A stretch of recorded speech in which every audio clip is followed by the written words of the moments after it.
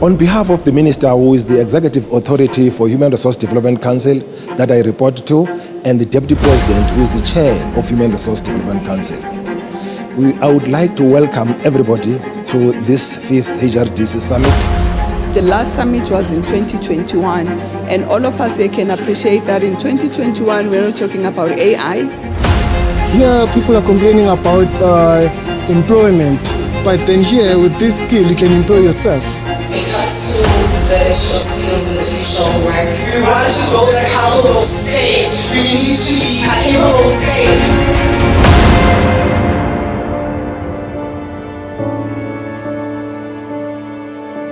We should actually, after this summit, walk away with a commitment to implement. We must save the HRDC from being a talk shop to being a delivery-oriented institution. South Africa at the moment faces a vacancy rate of 27% for these digital skills. And there is the emergence of new skills around artificial intelligence. So there is an enormous gap, but it also presents a huge opportunity for the country, that if we can implement the solutions from the HRDC, we can have a very big impact on youth unemployment.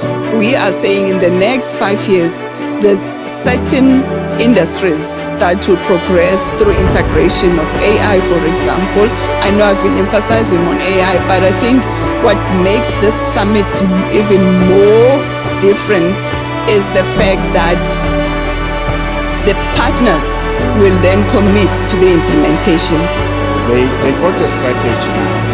They got the question of supervision and accountability. They need to ensure that decisions taken by the councils, the implementers, those takers, are able to implement. So they have to work together. What we've got to respond to, and I think this is South Africa's challenge, is how do we prepare our young learners for that kind of world.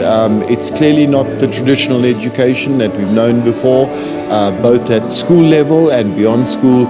We've certainly got to find different ways of preparing our youth for a very uncertain future. Workers must be at the table where decision making is happening. What we want to see is when a young person comes out of our institution, that young person must be relevant, must fit like a glove at industry, because you would have received the skill that is currently in demand.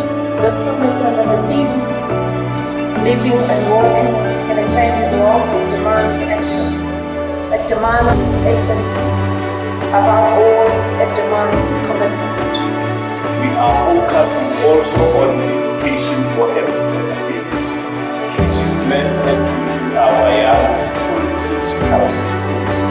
Even if you are appointed onto a board in any of the state entities, you must come to these handsome people at the National School of Government to be elected. We're hopeful that the partnerships that we build between our two countries will result in greater strength. The council occupies a critical position at the heart. Education is important to our children.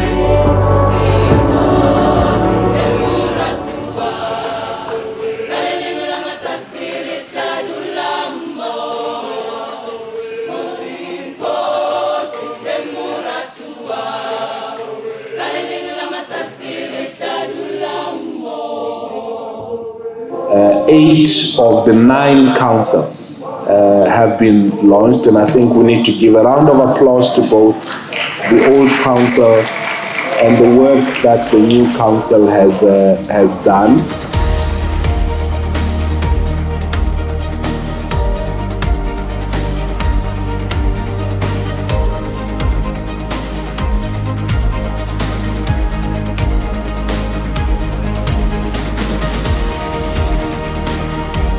The summit declaration, which was signed just now, is not just a press release, as we said, and it is not a communique issued for the benefit of the cameras and then filed away. It is an accountability compact, and every constituency that signed it has put its name to a performance obligation. Government, business, labor, civil society, all of us. And so the questions that matter, the only question that will determine whether the summit is remembered or forgotten, is what happens next.